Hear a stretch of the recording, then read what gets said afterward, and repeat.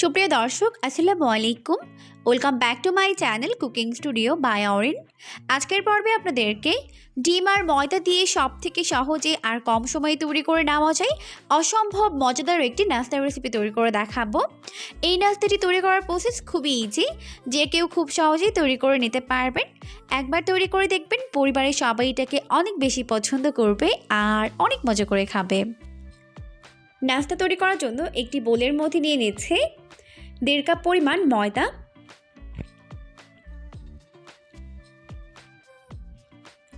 এরপর এর মধ্যে দিয়ে দিচ্ছি প্রায় হাফ চামচ পরিমাণ লবণ আর দিয়ে দিচ্ছি 2 চামচ পরিমাণ চিনি।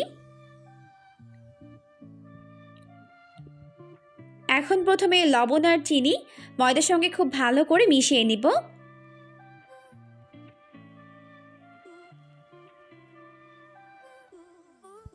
তো ভালো করে মিশিয়ে নেওয়া হয়ে গেলে এরপর এর মধ্যে দিয়ে দিচ্ছি 2 চামচ পরিমাণ ইস্ট।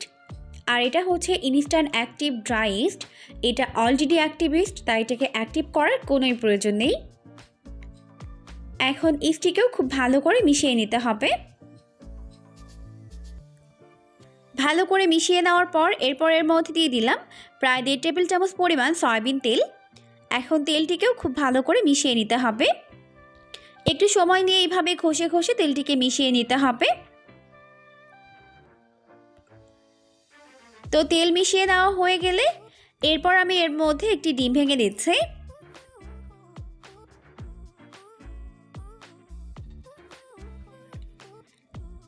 এখন ডিমটিকে একটু সময় নিয়ে খুব ভালো করে মিশিয়ে নিতে হবে, যাতে সম্পূর্ণ ডিম ময়দার সঙ্গে খুব ভালো করে মিশে যেতে পারে।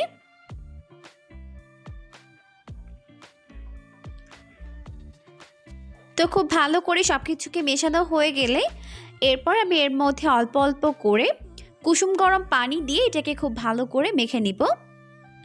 আর পানি এমন গরম হবে যাতে করে আঙুল চবালে আঙুলটা সহ্য করতে পারে। তো মাখতে মাখতে এখন কিন্তু ডোটি হাতের সঙ্গে আঠালোভাবে লেগে যাচ্ছে। তো এই পর্যায়ে আমি এর মধ্যে প্রায় 1 চামচ পরিমাণ সয়াবিন তেল দিয়ে এটিকে আবারও খুব ভালো করে মেখে নিব। এতে করে কিন্তু ডোটি আর হাতের সঙ্গে আঠালোভাবে লেগে যাবে না, খুবই সফট একটা ডো তৈরি হয়ে যাবে। তো আবারও প্রায় 2 মিনিটের মতো এটাকে খুব ভালো করে মেখে নিলাম। এখন 2 হাতের সাহায্যে এটাকে একটা গোলাকার শেপ দিয়ে নিচ্ছে। এরপর এই ডোটিকে ঢেকে রেস্টে রেখে দিব প্রায় 1 ঘন্টার জন্য, যাতে উপরটা ড্রাই না হয়ে যায়, এই জন্য উপরে একটু সয়াবিন তেল লাগিয়ে দিচ্ছি। এরপর ঢেকে রেখে দিচ্ছি প্রায় 1 ঘন্টার জন্য। আপনারা চাইলে এটাকে কোনো গরম জায়গায় রাখতে পারেন, চাইলে চুলার পাশে কিংবা রোদেও রাখতে পারেন। এখন 1 ঘন্টা পর দেখতেই পাচ্ছেন ডোটি খুব ভালোভাবে ফুলে গেছে। এখন এই ডোটিকে মথে এর ভেতরে থাকা বাতাসটিকে বের করে দিব।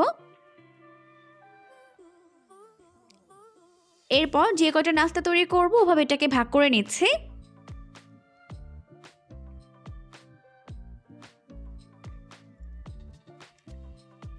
এরপর এখান থেকে একটি ডো দিয়ে নিলাম।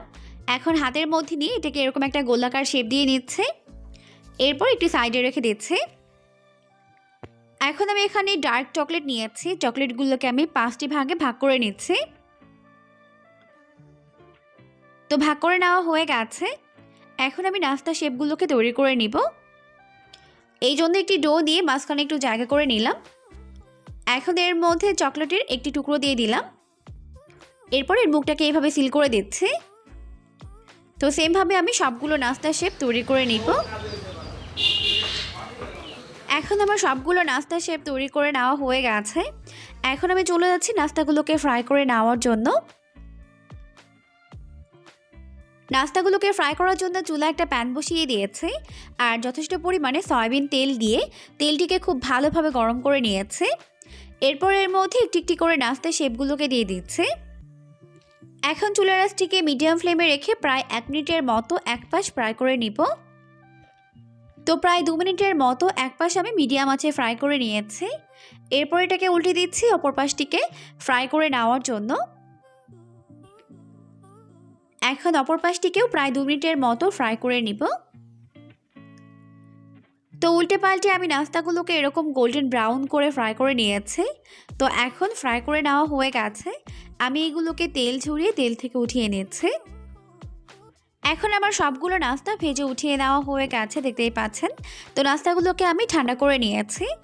নাস্তাগুলো কিন্তু অনেক বেশি সফট আর তুলতুলে নরম হয়েছে, খেতেও কিন্তু হয়েছে দুর্দান্ত মজার।